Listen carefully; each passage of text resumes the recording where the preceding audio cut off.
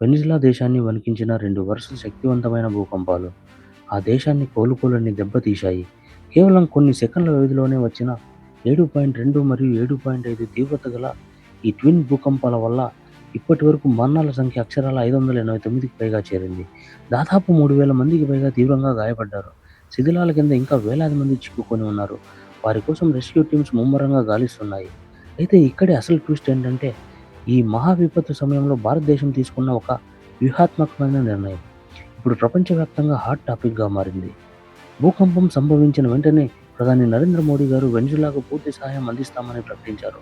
అన్నట్టుగానే భారతదేశం రంగంలోకి దిగి ఆపరేషన్ అమిస్తాద్ అనే భారీ సహాయక మిషన్‌ను ప్రారంభించింది. ఇండియన్ ఎయిర్ ఫోర్స్‌కు చెందిన 2 అతిపెద్ద సి-17 గ్లోబల్ మాస్టర్ విమానాలు అత్యవసర సహాయక సామగ్రితో వెనిజులాకు ప్రయాణమయ్యాయి. భారత సైన్యానికి చెందిన 41 మంది అత్యంత అనుభవజ్ఞులైన ప్రత్యేక మెడికల్ టీమ్ మరియు ఆర్మీ ఫీల్డ్ హాస్పిటల్ యూనిట్ కూడా ఉన్నాయి. ఈ ఆపరేషన్‌లో ఇండియా పంపిన అతిపెద్ద ఆయుధం ఏంటో తెలుసా?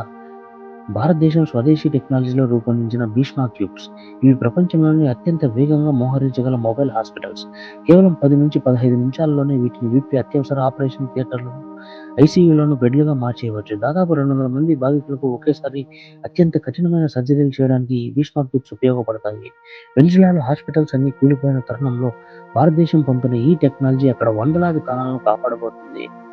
ఇక ఇండియా వ్యూహం విషయానికొస్తే అమెరికా ఆంక్షల వల్ల ఆర్థికంగా ఇబ్బందుల్లో ఉన్న వెనిజులా లాంటి దేశానికి భూగోళానికి అవతలి వైపు ఉన్న ఇంత వేగంగా స్పందించి సహాయం చేసిన ఏకైక దేశం ఇండియా మాత్రమే.